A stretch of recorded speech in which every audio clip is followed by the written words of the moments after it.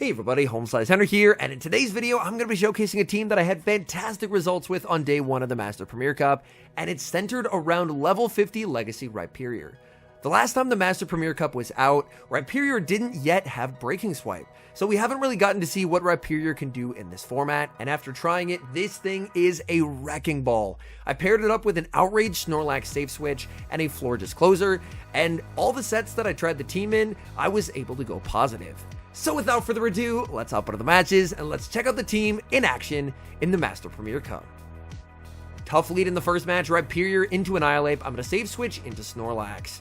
Now this team is ABA weak to fighting, but that is a little bit by design. Realistically, the only main fighter that we're going to see in the meta is Annihilape, and if you may notice, this Snorlax is not running Superpower. I'm specifically running Outrage to target into Annihilapes and to either deal some pretty significant damage, or in this case, grab a shield from my opponent. So my Snorlax save switch is able to get them below half health and grab a shield from them, and now I can send in Florges. Opponent is going to pivot, they send in his Sui and Avalugg, and they should have a very hard check to Florges in the back.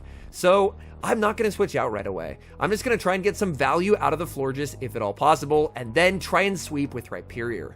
My opponent did take quite a bit of damage from the licks on the Snorlax, so suddenly the Annihilape is a lot more manageable for the Rhyperior.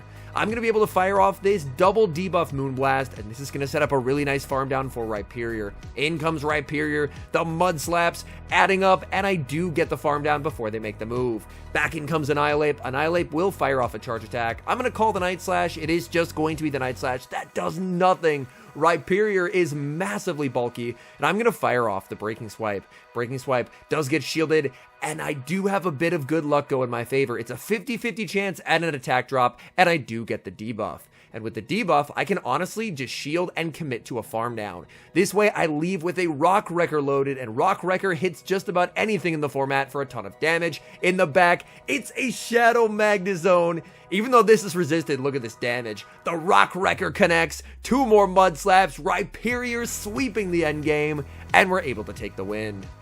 Picking up a terrible lead in the next match, Rhyperior into Golisopod. I'm going to save switch into Snorlax, and my opponent is going to respond with Dragonite. This is another situation where Outrage can come in handy, because Outrage, opponent's really not going to be expecting this amount of damage from a Snorlax. And now, the nice thing here is that I'm still not in a range where Superpower will KO, but I'm threatening to potentially pull a shield with my next Body Slam. They can't farm down, and they're forced to fire off energy. And even though I have Mud Slap on the Rhyperior, this is actually going to set up a nice little double resisted farm down. The opponent throws at 12. That is not going to be enough for a potential Superpower, so I can no shield.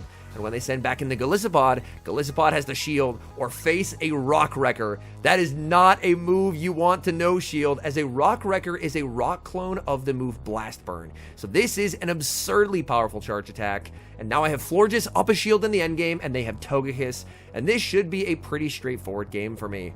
I'm going to build up and fire off the Disarming Voice. Moonblast would KO. Disarming, I think it will KO. Oh, they're left on 1 HP. They could have potentially decided to throw the Ancient Power there, but realistically, Ancient Power isn't KOing either. And as long as I have shield advantage, I should be in a pretty good position. I should need 3 Disarming Voices to win this game because they're not in Moonblast range. So a Disarming Voice will connect, and I should be able to get them pretty close. I'm actually going to switch out and fully sacrifice the Rhyperior. Let's see, did I catch the Aerial Ace? I did catch the Aerial Ace, and that's just a game-winning catch right there. Oh my, the poor opponent in that one, as of course Liquidation hits for double super effective damage, but I was so low on the Florges that they didn't feel like they had to go for the more expensive move.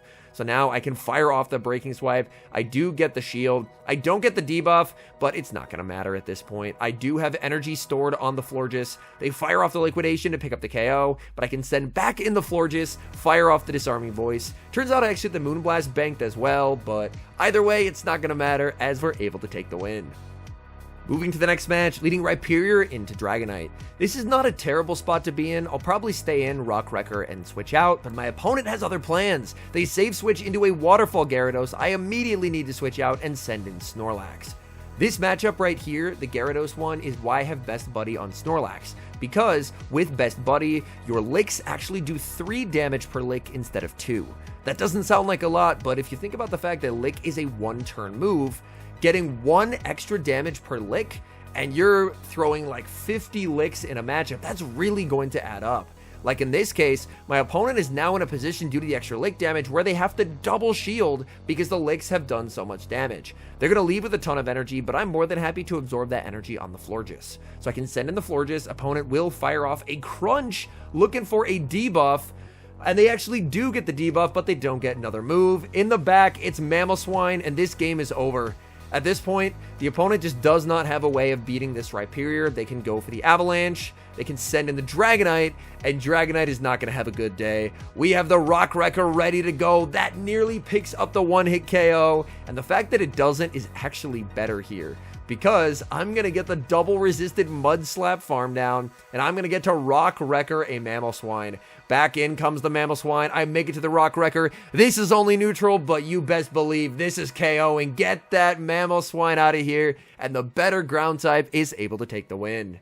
Moving to the next match, eating Rhyperior versus a Shadow Snorlax. Shadow Snorlax, an incredibly cool pick. Unfortunately, I don't have a Shadow one that is worth building, so I do still run the regular, and the regular still puts in some very nice work when best buddied. Rock Wrecker connects, dealing massive damage. Even if they go for the superpower, I can survive it. Rhyperior is massively bulky. Opponent save switches into a Waterfall. Gyarados Waterfall does so much damage to Rhyperior, and I need to switch out as I cannot afford to take any more damage on Rhyperior. And again, the Gyarados versus Snorlax matchup is made so much better by the fact that my Snorlax is best buddied. If the Gyarados is best buddied, they can help nullify that damage, but in this particular instance, my opponent is not best buddied, so I'm in a pretty nice position. I can fire off the Body Slam, tank their move, and then just fully farm down. They're able to make a last-second charge attack here. They will fire off the Crunch, and now I should be in a pretty nice spot. It all depends what their third is. Opponent sends in the Snorlax here. I should bank the energy and switch Florges because I still don't know what's in back, but I just decide to, you know what? I'm just going to throw this because look what they have in the back. What is this doing here? There's a Venusaur. You've got to be kidding me, man. My opponent emptying the spice cabinet and it works. Oh my goodness. The good news is Venusaur at level 50 only gets to like 3,000 CP. So there's a massive difference in combat power, which should help me a little bit, but I still think I lose this. I'm forced to shield, and now I think I can make a disarming plus a Moonblast. I can't make two Moonblasts, so I will bait with the disarming. Opponent is going to let that through, but my energy is completely walled here. I'm going to be firing off this Moonblast. The Moonblast will connect, getting them low. I can send in the Snorlax. Snorlax will get some valuable damage, and it's all going to come down to this. Do they have back-to-back? I think they do. If they don't, I can KO with the Mud Slap, but they do have the back-to-back. If I had saved that Body Slam and aggressively switched into the Florges, that's just a win, but unfortunately, I did not play carefully, and I end up getting punished for it by, of all things, a level 50 Venusaur. Dream lead in the next match. Oh my goodness. Leading the Rhyperior into Magnezone. They save switch into Golisopod, and Golisopod will be met with an absolute brick wall to its Shadow Claws in the Snorlax. Snorlax in a pretty nice spot here, able to consistently apply pressure with the licks and the body slams, whereas the opponent is very much reliant on landing charge attacks to do any damage whatsoever. They're going to go for the liquidation. They did not get a debuff either time, which is incredibly fortunate here. The debuff, I think, is a 30% chance, so it's not super uncommon that it happens, but avoiding both debuffs is quite nice here, as now I'm going to be able to get a very nice farm down. The one unfortunate thing, as there it is, they do get the debuff, is I don't have Superpower. Superpower, of course, would be quite nice to be able to hit the Magnezone, but realistically, Magnezone's energy is not going to go very far against the Rhyperior. So the Body Slam is going to be no-shielded. It could have been a superpower, but they're never going to shield it knowing that they're going to have to go up against the Rhyperior. So now I can send in Rhyperior. They're going to fire off the Mirror Shot. That's very okay by me, as these Mud Slaps will just tear this Magnezone to shreds. In the back is Gyarados. And now I can build up to the Rock Wrecker, bait with a Breaking Swipe, and it actually looks like that might have been a charge attack priority tie. The Breaking Swipe, bait does get shielded. I'm going to be shielding myself, and then I can just switch out into the Florges, and this is just simply a one game. Is Florges a very, very good counter to Gyarados? The switch clocks are misaligned. I could have just brought in Florges immediately there, so in doing so, maybe not the cleanest play overall, but this game should still just be completely unlosable at this point. Moonblast is going to be shielded up, but I just don't have to use a shield on this floor just whatsoever. I can fire off another Moonblast. It will not KO, but at this point, I don't need it to. I just need to put it in potential Breaking Swipe range for later. Opponent will send in the Magnezone. I'm going to no shield here because if it's a Mirror Shot, it's not going to KO. It is going to be the Mirror Shot. There's the switch into Rhyperior, getting the Mud Slap farm down and exiting with the Breaking Swipe loaded. And the Moonblast from earlier puts us perfectly in a range where a Breaking Swipe will KO, and we're taking the win. Moving to the next match, leading Rhyperior versus a Shadow Dragonite. Not a bad spot to be in whatsoever. In this instance, since they're Shadow, I'm actually not going to bother building up to the Rock Wrecker. In hindsight, maybe I should have, but I thought, you know what? I'll just go for a Breaking Swipe and potential debuff, and then I dip into the Snorlax, and we do get the debuff. That's quite nice. I'm no shielding. I don't care if they go for a superpower. They actually go for a Hurricane of all things, and then they send in their own Snorlax. But theirs is far cooler as they have the Shadow Cowboy Hat Snorlax. Okay, alright. This is another situation where a superpower could be nice, but honestly, I'm still okay with firing off Body Slams. I think Outrage is probably just the better play to go, because if you get stuck with a Snorlax that doesn't have Outrage on an Annihilape, you basically just lose the game on the spot. In this instance, they don't go for superpower. Instead, they're just going to try and go for an aggressive farm down. I will fire off the Body Slam, grab the shield, switch into the Rhyperior, and Rhyperior, I mean, I think I'm okay with just letting this go. They bait with a Body Slam, in comes the Dragonite. I was very okay with sacrificing the Rhyperior there. And now this Breaking Swipe will grab the shield from the opponent. Shadow Dragonite looking for the farm down, but they got debuffed, and now I get to make it to another Breaking Swipe. Rhyperior knocks Dragonite out of the sky. Back in comes the Snorlax, and I have a 2-shield Florges versus the world. If it's any neutral matchup, this is a win.